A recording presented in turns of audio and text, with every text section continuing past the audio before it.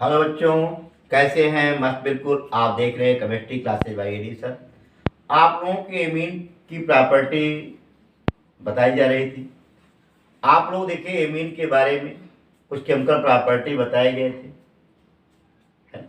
उसी में आपकी कुछ ऐसे अभिक्रियाएं जैसे हिंसबर्ग अभिकर्मक द्वारा एमीन की अभिक्रिया,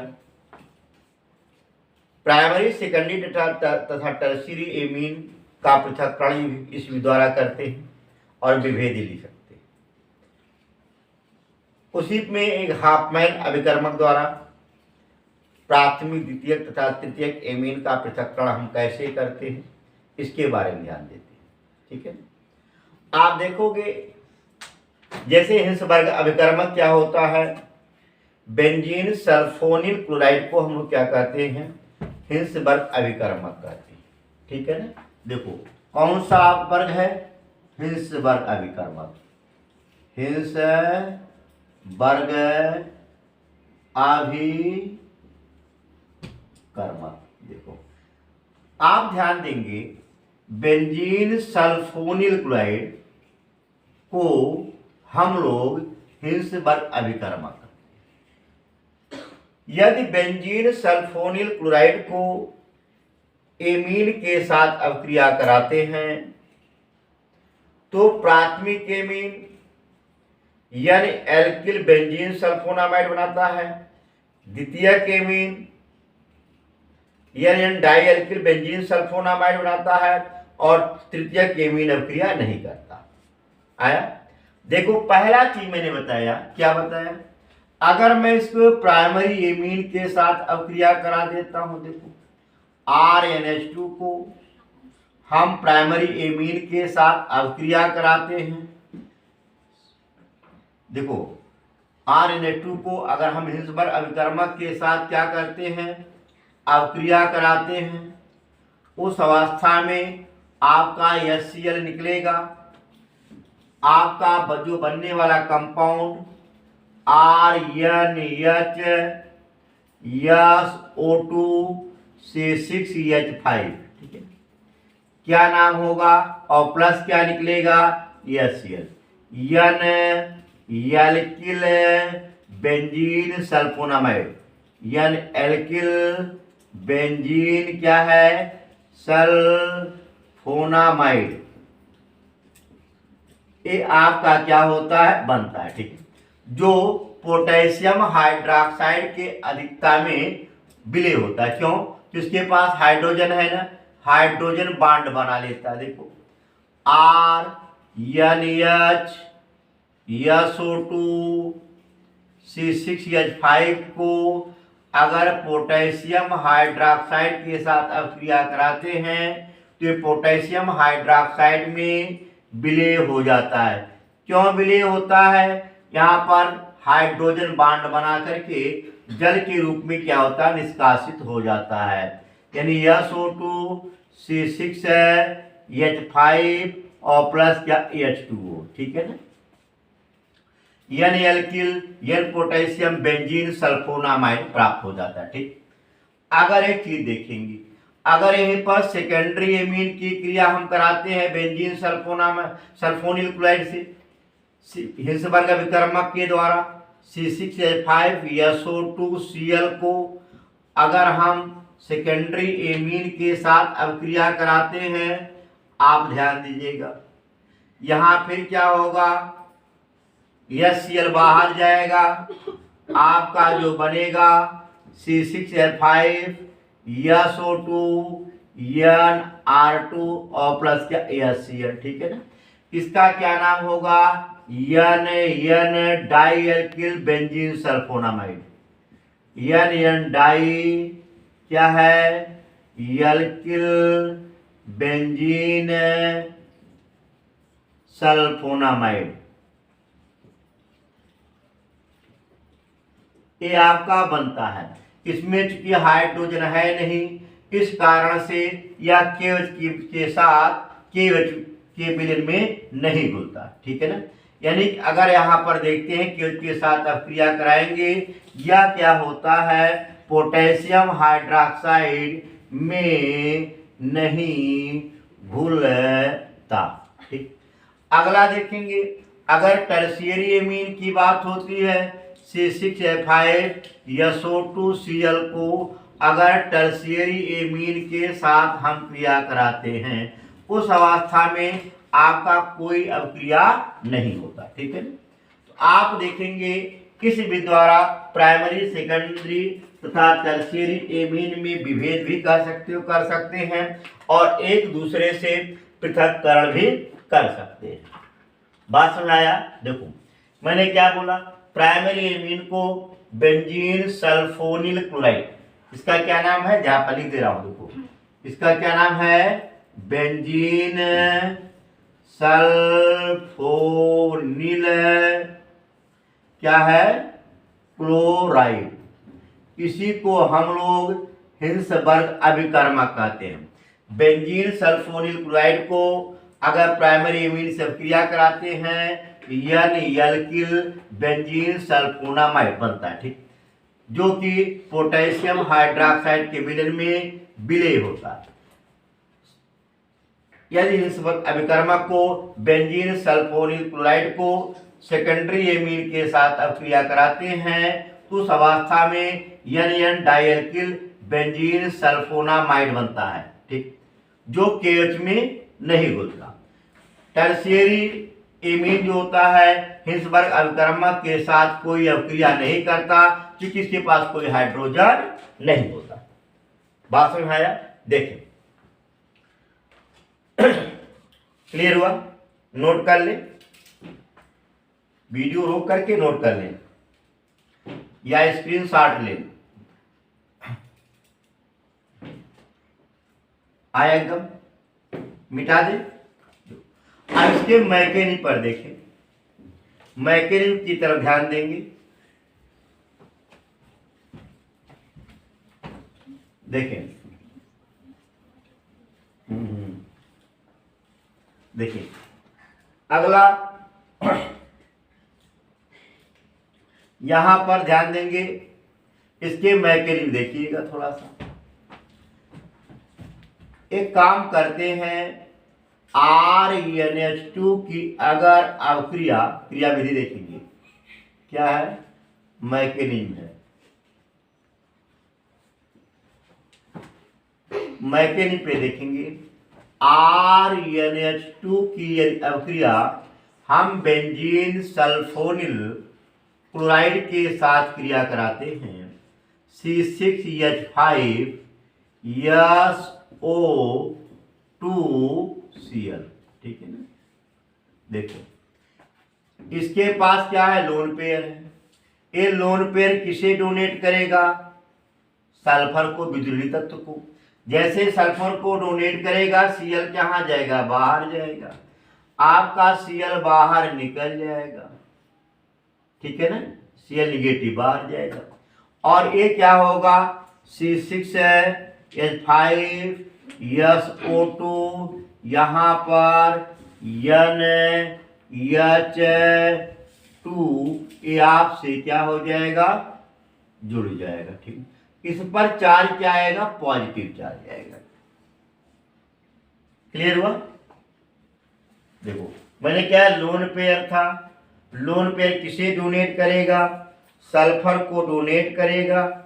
जैसे सल्फर को डोनेट करेगा, ठीक है ना, ए फौरन रिपेल कहां करेगा, क्लोरीन को बाहर करेगा, Cl निगेटिव बाहर निकलेगा और इस पर नाइट्रोजन सल्फर से जुड़ेगा, इस पर एक क्या, पॉजिटिव चार्ज आ जाएगा। अब देखो यहां पर इससे अपने चार्ज को मिनिमाइज करने के लिए ये क्या करेगा, हाइड्रोजन से इलेक्ट्रॉन को खींचेगा और जिससे यहां पर H पॉजिटिव बाहर आएगा।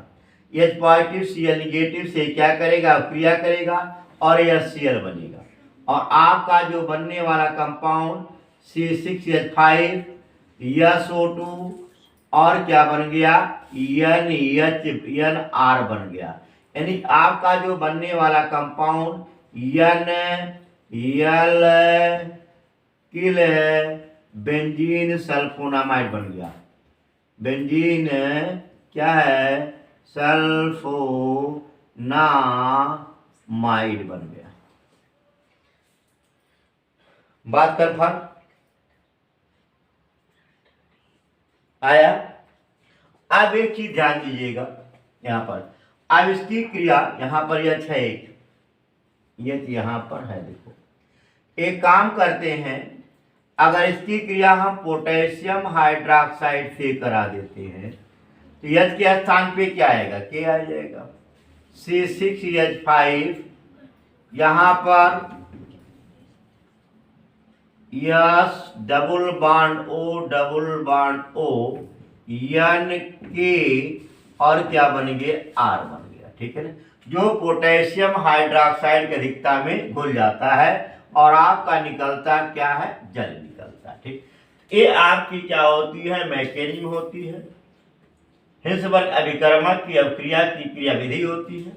इसी रूप में अगर सेकेंडरी एमीन का क्रिया कराओगे, सेम चीज यहां पर होगा, मैकेनिज्म सेम चलेगी। ठीक है ना, आया, नोट कर लें, क्रियाविधि नोट कर लें, आगे बढ़े फिर।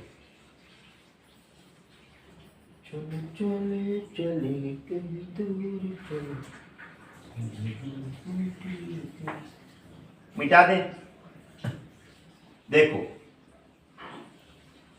अगर यहीं पर सेकेंडरी एमीन होता, देखो ये तो आपकी प्राइमरी एमीन की अभिक्रिया रही है, अगर सेकेंडरी एमीन होता सेम कंडीशन वही होता, यहां पर H, ठीक है ना, ऐसा होता। देखो R यहां पर होता, ठीक है ना, फिर क्या होता है, अपने चार्ज को मिनिमाइज करने हाइड्रोजन से इलेक्ट्रॉन लेता और H पॉजिटिव बाहर के रूप में निकल जाता और यहां क्या बनता, N di alkyl benzene sulphonamide बन जाता।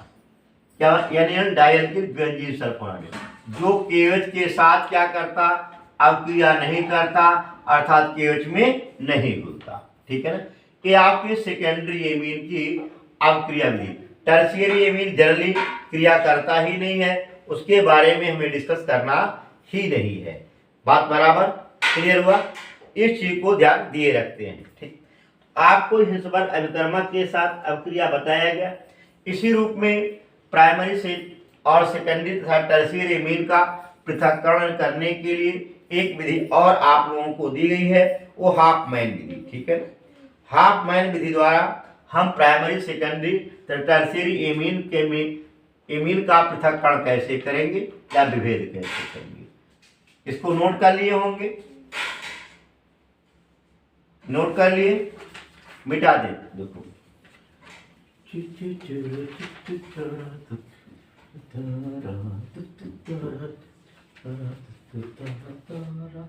देखो अब यहां पर अगला जो विधि है वो हाफमैन विधि है। क्या है, हाफमैन विधि। हाफमैन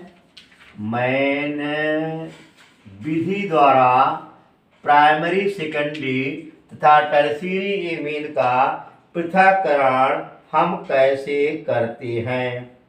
ठीक है ना, देखो करते क्या है, पहले डाई एथिल ऑक्सीडेट लेते हैं और डाई एथिल ऑक्सीडेट को प्राइमरी सेकेंडरी टर्शियरी एमीन के साथ अभिक्रिया कराते हैं। यदि प्राथमिक एमीन के साथ अभिक्रिया कराते हैं, उस अवस्था में आपका N एल्किल ऑक्सिलामाइड बनता है, सेकेंडरी में N डाइएल्किलामाइड बनता है और टर्शियरी कोई क्रिया नहीं करता है। ठीक, इस चीज को ध्यान दिए रखेंगे। यहां पर जो पहला जो बनेगा वह आपका क्या होता है, उसमें जो पहला बनता है ठोस होता है, प्राइमरी में ठोस पदार्थ बनाता है, सेकेंडरी में लिक्विड होता से लिक्विड पदार्थ बनाता है और टर्शियरी में कोई क्रिया नहीं करता।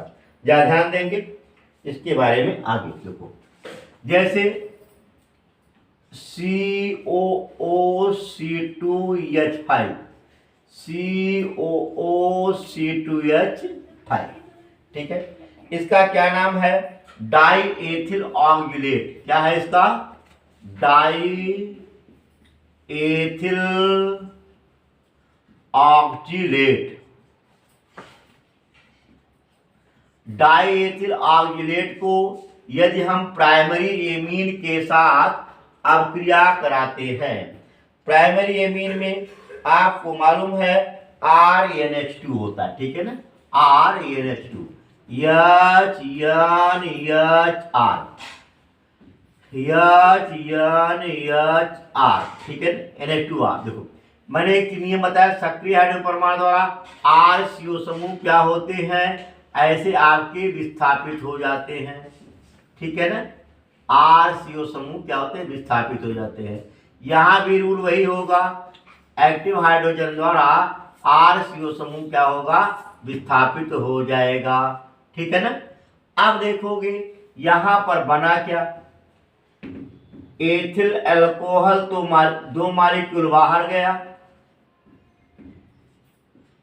और आपका क्या बन गया, CONHR सिंगल बॉन्ड CONHR, ये क्या होता है, आपका ठोस होता है, ठीक है ना। बात कन्फर्म हुआ। देखो यहां पर क्या है, एक्टिव हाइड्रोजन है, CO समूह है, एक्टिव हाइड्रोजन द्वारा R CO समूह क्या होता है, विस्थापित हो जाता है। आया कि नहीं आया। अब देखोगे यहां भी सक्रिय हाइड्रोजन है, CO समूह है, सक्रिय हाइड्रोजन परमाणु द्वारा R CO समूह क्या होता है, विस्थापित हो जाता है।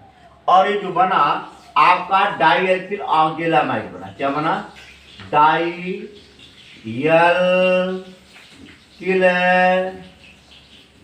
ऑक्सामाइड बन गया, ऑक्सीमाइड। चलो आगे भाई, तो डाइएथिल आपका क्या बन गया, ऑक्सामाइड है, ऑक्सामाइड, डाइएथिल ऑक्सामाइड बनता है, ठीक है ना। आप इस तरीके से जानिए, ये क्या होता है, ठोस होता है। कन्फर्म, क्लियर हुआ। अगला देखेंगे, जब यदि हम सेकेंडरी एमीन की क्रिया कराते हैं, COO C2H5 COO C2H5, ठीक है ना, डाइएथिल ऑक्जेलेट की क्रिया अगर मैं सेकेंडरी एमीन के साथ कराता हूं तो HNR2, यहां से वही काम होगा, एक्टिव हाइड्रोजन द्वारा RCO समूह विस्थापित होगा। यानी आपका बनने वाला कंपाउंड एक तो C2H5 OH बाहर निकलेगा, क्या बनेगा, CONR2 COO C2H5। बात समझाया, क्लियर हुआ, बोले भाई। अब इसका क्या नाम है, डाइएल्किल ऑक्जेमिक एस्टर बन गया। क्या बन गया, देखो डाइएल्किल ऑक्जेमिक एस्टर, डाइएल्किल ऑक्जेमिक क्या बन गया, एस्टर बन गया। बात कन्फर्म, या एथिल एसीटेट बोल दोगे, एस्टर ही है बहरहाल। तो इस तरीके से हम क्या करते हैं, प्राइमरी और सेकेंडरी एमीन में विभेद भी कर लेते हैं। ये किस कंडीशन में होता है, द्रव कंडीशन में होता है, ठीक है। और यही टर्शियरी एमीन की यदि अभिक्रिया कराते हैं, उस अवस्था में आप देखोगे टर्शियरी एमीन आपके हाफमैन अभिकर्मक द्वारा अभिक्रिया नहीं करता, ये रिएक्शन नहीं दिखाता, ठीक। एक तो विधि ये होती है, हाफमैन अभिकर्मक द्वारा प्राइमरी सेकेंडरी तथा टर्शियरी एमीन का एक दूसरे से पृथक्करण कैसे करोगे, ठीक। आया, देखो पहला चीज, डाइएथिल ऑक्जेलेट को हम प्राइमरी एमीन के साथ क्रिया कराते हैं तो आपका डाइएल्किल ऑक्जेमाइड बनता है, जो ठोस अवस्था में होता है। सेकेंडरी एमीन की क्रिया कराते हैं उस अवस्था में डाइएल्किल ऑक्जेमिक एस्टर बनता है, जो द्रव अवस्था में होता है। टर्शियरी एमीन जो होता है या आपका डाइएथिल ऑक्जेलेट के साथ कोई अभिक्रिया नहीं करता है। बात कन्फर्म, इस तरीके से इनके प्राइमरी तथा सेकेंडरी और टर्शियरी एमीन का एक दूसरे से पृथक्करण करते हैं और विभेद भी बता सकते हैं। समझ में आया? क्लियर हुआ? अगला देखेंगे नेक्स्ट।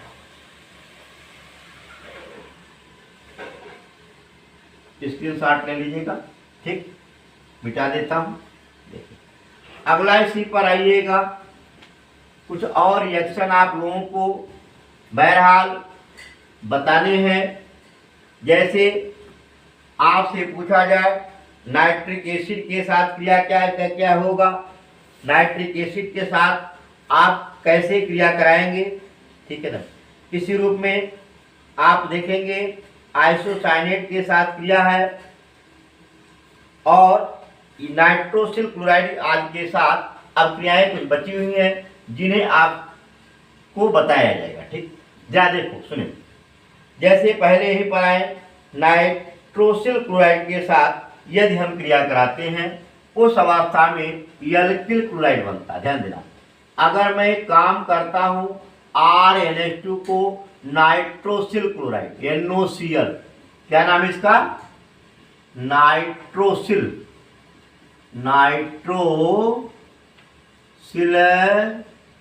क्लोराइड के साथ अब क्रिया कराते हैं, उस अवस्था में एल्किल हैलाइड बनता है, N2 बनता है और क्या होता है, जल बनता है, ठीक। ये आपकी किसकी क्रिया साथ किया हो गया, नाइट्रोसिल क्लोराइड के साथ अब क्रिया आपको बताया गया, ठीक है, एकदम आया। इसी रूप में आप नाइट्रिक एसिड के साथ क्रिया देखेंगे।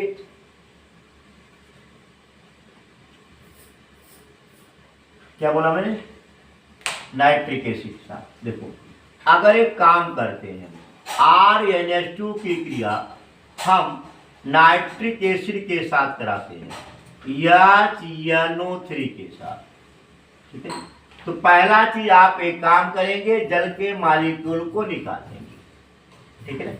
वाटर मॉलिक्यूल क्या होगा, डिजॉल्व हो जाएगा और इसके बाद बचेगा क्या, देखें C2H5 NHNO2, ठीक है ना। देखो मैंने क्या कहा, जल का मॉलिक्यूल निकाल लिए, इसके स्ट्रक्चर पे थोड़ा सा ध्यान देंगे,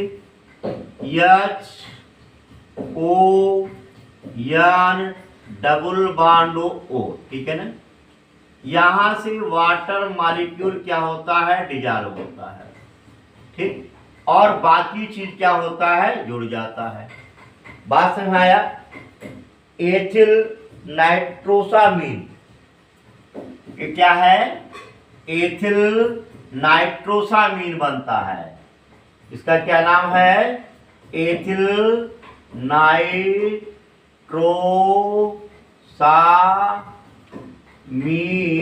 प्राप्त होता है। इस तरीके से हम एमीन की क्रिया नाइट्रिक एसिड के द्वारा करा करके नाइट्रोसामीन प्राप्त कर लेते हैं। बात कंफर्म, क्लियर हुआ। अब देखोगे इसी पर ऑक्सीकरण क्रिया भी होती है। जैसे RNH2 को अगर हम पोटेशियम परमैंगनेट के साथ अम्लीय पोटेशियम परमैंगनेट ले सकते हैं, अम्लीय पोटेशियम डाइक्रोमेट ले सकते हैं, इनके प्रेजेंटेशन में इसका ऑक्सीकरण कराते हैं, पहले पे एल्डेमिन बनता है, इसके बाद पुनः इसका जलापघटन होकर के आपका जो बनने वाला कंपाउंड एसिटाल्डिहाइड होता है, ठीक है ना। ध्यान देना, मैंने क्या बोला, अगर इसके काम करते हैं अम्लीय पोटेशियम परमैंगनेट के साथ ऑक्सीकृत करा देते हैं, यानी ऑक्सीकरण लिख देता है यहाँ पर, ऑक्सीकरण। देखो अम्लीय पोटेशियम परमैंगनेट की उपस्थिति में इसका ऑक्सीकरण होता है, ठीक है ना। आपका जो बनने वाला कंपाउंड ऐसा लिखे, देखो CH3CH2NH2, आपका क्या बनेगा, CH3CH डबल बॉन्ड NH बनता है और प्लस क्या H2O होता है, इसका नाम क्या है, एल्डेमिन, एल्डेमिन बनता है। ये एल्डमिन क्या करता है, फौरन जल अपघटित होता है CH3 CH double bond NH, ये क्या करेगा, वाटर मॉलिक्यूल से डिजॉल्व होगा और आपका जो बनने वाला कंपाउंड एल्डिहाइड बनता है। CH3 CHO बनेगा और प्लस क्या बनेगा, अमोनिया गैस बनेगा। एक तो ये विधि होती है, अगर आप एथिलेमीन से एसिटाल्डिहाइड पूछ लेता है तो आसानी के साथ इस विधि द्वारा हम लोग क्या अमोनियम पोटेशियम परमैंगनेट से ऑक्सीकृत करा करके एल्डिहाइड प्राप्त कर लेते हैं। बात कन्फर्म, क्लियर हुआ। अब इसके बाद एसाइलेशन, एल्काइलेशन, ये सब आप लोग क्या है पढ़ चुके हैं। ठीक, आपके एमीन के, एलिफेटिक एमीन के जो भी रासायनिक गुण रहे खत्म हुए हैं। एनिलीन के कुछ रासायनिक गुण बचे हुए हैं जो अगले वीडियो में आपको दे दिया जाएगा। आप लोग चैनल को देखते रहें, सब्सक्राइब करिए, सब्सक्राइब कराइए, जिससे मेरा मॉरल भी डेवलप हो और जिससे आगे और वीडियो बना सकें, अच्छी अच्छी चीज़ें दे सकें। आप लोग क्वेश्चन करते रहिए, कमेंट करिएगा, जो क्वेश्चन में दिक्कत होती है उसे पूछिएगा। धन्यवाद, खुश रहें और मस्त रहें।